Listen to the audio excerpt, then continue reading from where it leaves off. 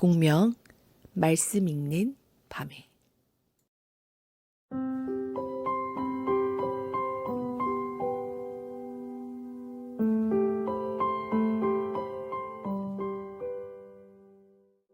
샬롬을 전합니다.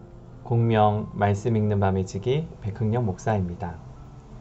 어제부터 날씨가 조금씩 더워지고 있었는데요. 그래도 오늘은 잠깐 소낙비가 내려서 그런지 더위가 살며시 숨은 것 같습니다.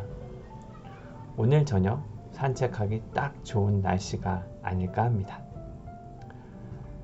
오늘도 이모들이 성경 이야기를 들려줄 건데요. 4명의 사람들이 예수님을 찾아왔다고 합니다.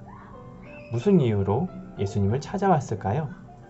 이제 공명 말씀 읽는 밤에 시작해 보겠습니다.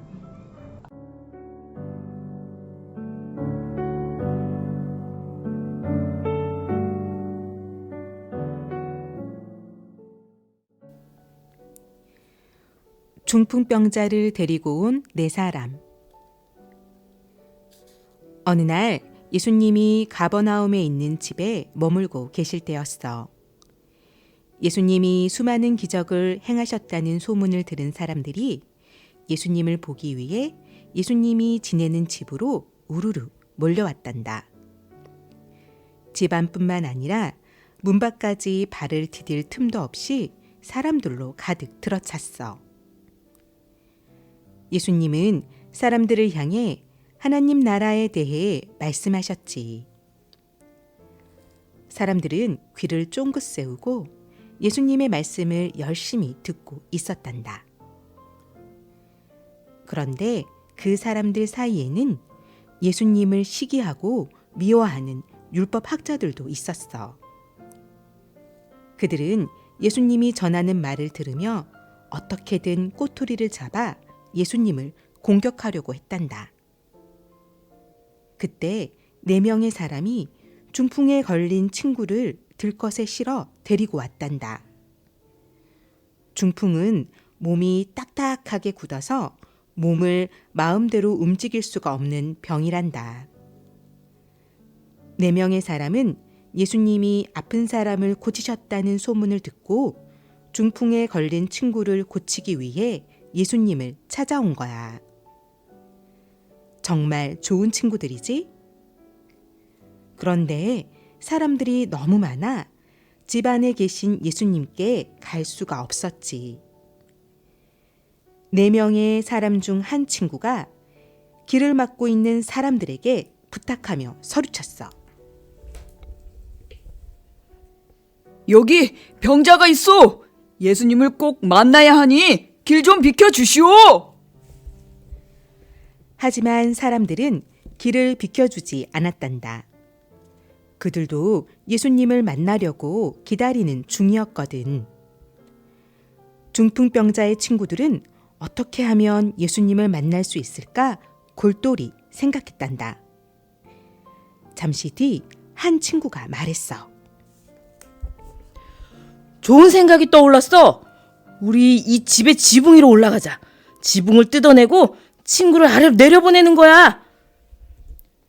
지붕을 뜯어내고 아래로 내려보낸다고? 괜찮을까? 다른 친구가 놀라며 걱정스러운 얼굴로 물었단다. 그렇다고 여기까지 와서 그냥 갈 수는 없잖아.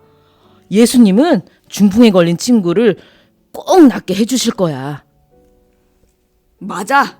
병을 낫게 해주시는 예수님이 바로 코앞에 있는데 포기할 순 없지. 우리 그렇게 하자.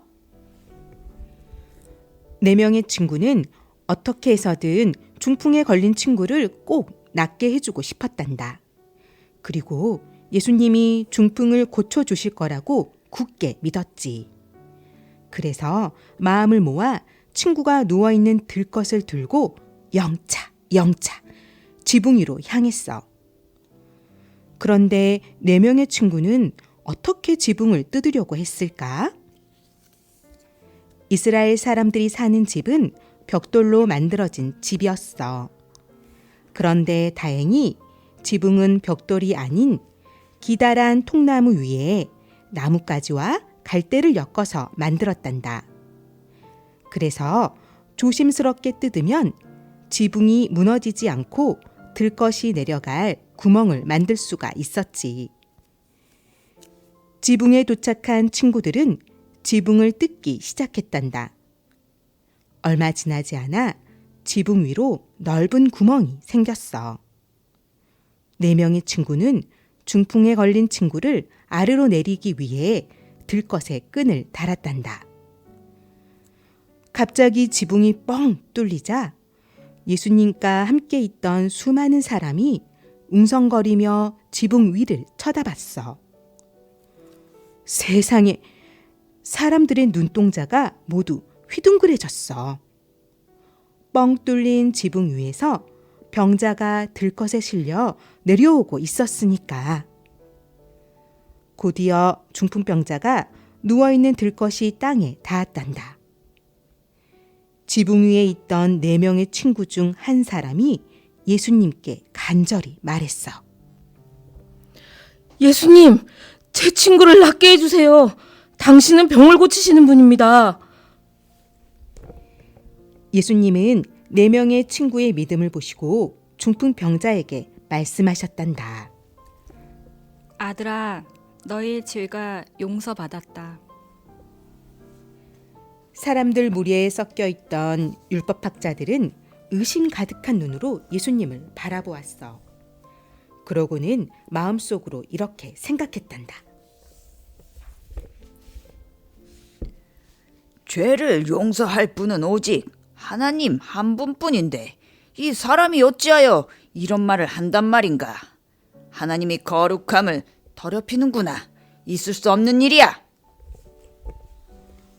그런데 예수님께서는 율법학자들의 마음을 이미 알고 계셨어.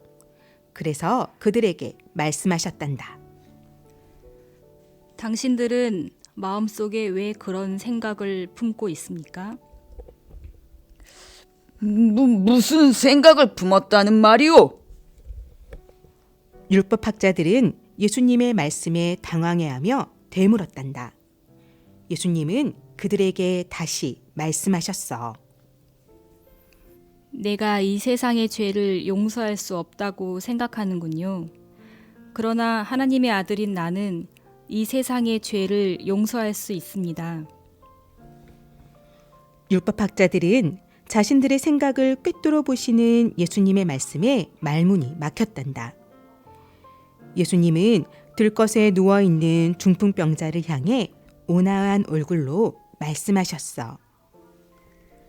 일어나 너의 침상을 가지고 집으로 가거라. 예수님의 말씀에 중풍병자는 어떻게 했을까? 놀랍게도 중풍병자는 그 즉시 자리에서 벌떡 일어났단다. 그곳에 있던 사람들은 깜짝 놀란 표정으로 이 광경을 지켜보았지. 중풍병자는 멀쩡해진 자신의 몸을 보고 기쁨에 넘쳐 하나님을 찬양했단다. 아니 이럴 수가. 주님, 감사합니다. 감사합니다, 주님.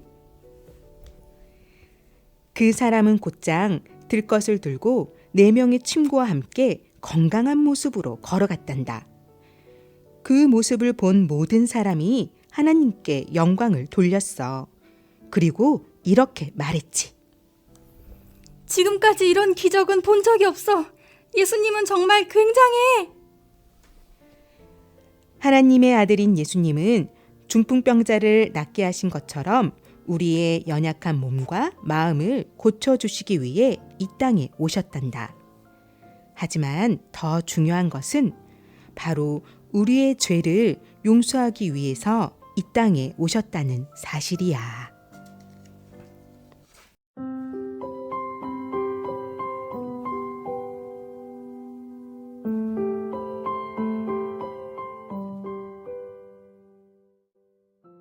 이야기 잘 들으셨나요? 오늘도 함께 생각할 질문을 드리겠습니다. 첫 번째, 4명의 사람들은 왜 예수님을 찾아왔나요?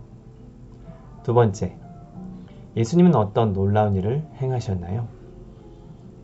그리고 예수님은 어떤 능력을 갖고 계셨나요? 4명의 사람들이 예수님을 찾아왔습니다. 예수님께 중풍병에 걸린 친구를 고쳐달라고 부탁하기 위해서였죠. 친구를 위해 힘든 수고를 마다하지 않았던 네 사람이었습니다. 예수님은 말씀으로 중풍병 걸린 친구를 고쳐주셨습니다. 죄도 용서해 주셨습니다. 그렇습니다. 예수님은 우리의 연약한 몸뿐 아니라 우리의 죄를 용서해 주시기 위해 이 땅에 오셨습니다. 그 예수님이 우리의 아버지라는 사실이 정말 놀랍고 감사하지 않나요?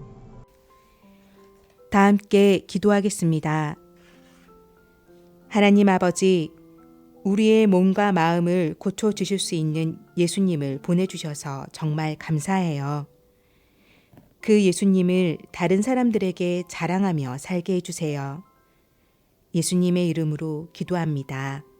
아멘. 이상으로 공명 말씀 읽는 밤에 마치도록 하겠습니다. 저희는 다음 주 목요일에 다시 뵙겠습니다. 샬롬. 주의 말씀은 내 발의 등이요 내 길의 빛이니라.